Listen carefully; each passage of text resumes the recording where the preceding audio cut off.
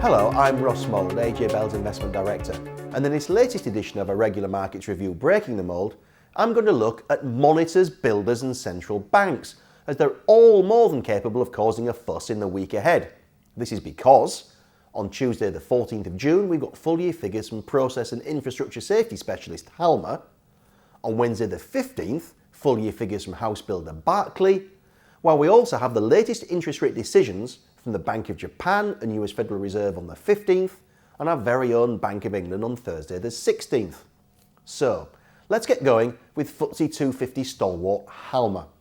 The 3.5 billion cap's based in Amersham, but it generates sales all around the globe, supplementing consistent demand for its life-saving and protecting monitors and detection equipment with small acquisitions. This is a company that thrives on health and safety regulation. The share price has its ups and downs, but earnings progress has been relatively consistent. Halma's actually printed record earnings for 12 years in a row, and it's grown its dividend by at least 5% for, wait for it, each of the last 36 years. This chart shows the adjusted pre-tax profit, the bars, and the dividend per share, the line, for the last 10 years, as well as the next three forecast outcomes.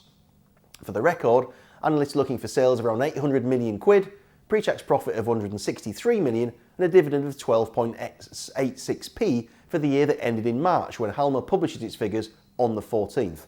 The shares have done well though, and the tricky bit now is working out whether you think there's any value in a stock that trades at around 25 times forward earnings with a yield of just 1.5%. Now next up, FTSE 100 house builder Barclay. That releases full year figures to the end of April on Wednesday the 15th.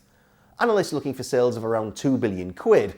Also watch for net asset value per share, which was £12.89p at the half-year stage. Now, March's trading statement didn't win universal acclaim, even though Managing Director Rob Perrins reaffirmed the company's expectation it earned some £2 billion between 2015 and 2018. As you can see, the share price took a bit of a tumble, though it's tried to bounce back since. This was because Perrins flagged a 4% drop in forward reservations and a slowdown in the very high-end market, owing to changes to stamp duty and tax. Remember, Barclay's average selling price on its 3,355 home sales last year was 549 grand, owing to its strong position in London and the South East. This chart here shows the volume sold, the bars, and the average selling price for Barclay going back to 2010. And note we can also compare these with FTSE 250 house builder Crest Nicholson, as that reports the day before on the 14th. One final point here is Barclay's huge cash return programme. It's already returned £4.34p a share to shareholders, and it plans to hand over another 12 quid per share via 6 annual 200p per share dividend payments out to 2021. Something income seekers may consider, given a £32 share price.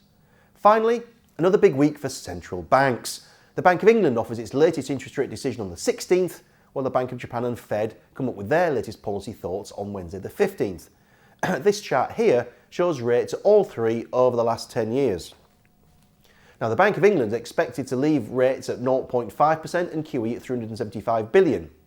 The real interest will lie whether the decision comes with a fifth consecutive unanimous 9-0 or not to do nothing. The Federal Reserve had been hinting at a summer rate hike, but a weak non-farm payrolls number on the 3rd of June may have killed that. So all eyes will turn to whether Chair Janet Yellen gives a steer on the chances of any hike in July to follow up the one we saw in December. And if anyone does anything, could be the Bank of Japan, which may cut its main policy rate from minus 0.1% deeper into negative territory, while Governor Haruhiko Kuroda may also reassess that 80 trillion yen a year QE scheme. That's £520 billion a year, by the way. Now, thank you for watching, and I look forward to seeing you next time.